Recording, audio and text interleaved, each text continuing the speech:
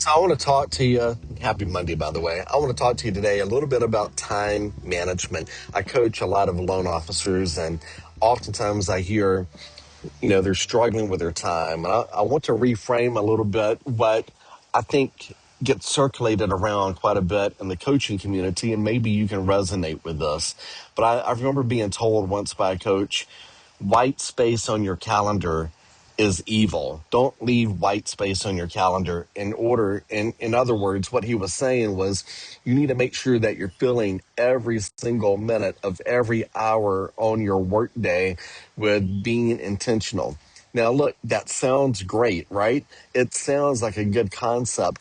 I have coached this before to other people doing the exact same strategy. In fact, I got so sick at one point that I was actually time blocking my day in 6 minute segments. Yes, I love time planners. I love organizers. I love all that stuff. Here's the problem. This is not how Jesus lived. And if I want to model how I'm coaching, how I'm doing my life in business after the author of time, I may want to look at how did he do things.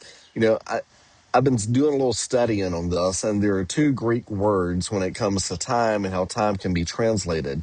But in the Greek, one of the ways it can be translated is chronos, which is how we typically live our life. Everything's based on a calendar and scheduled events. Not that it's bad, but that's how we do it. The other is a word that gets translated into kairos.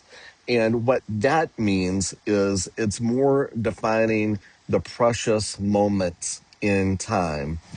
Now, if you look at the life of Jesus, he was way more concerned with the moments that came up. And here's one thing I've noticed in my own life. If I have such a rigid schedule, when people call me, it can be family members.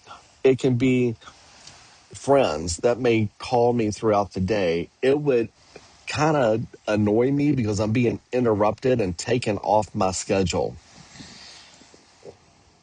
Those are moments that God is dropping in my life to pay attention to people that he's put in my life for a reason. Here's just a challenge to you.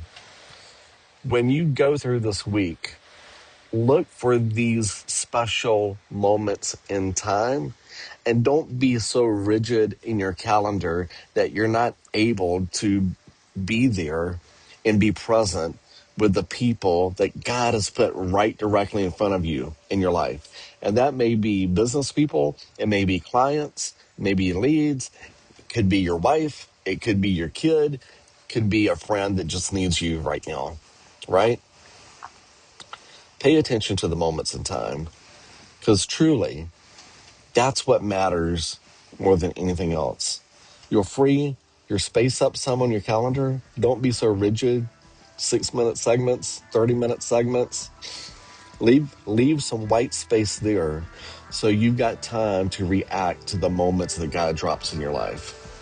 Hope that makes sense. I hope it will encourage you and give you some flexibility. It freed me up quite a bit, changing my thinking on this. Hope you have a great day. Anything I can ever help you with, please reach out. Let me know. See ya. Bye.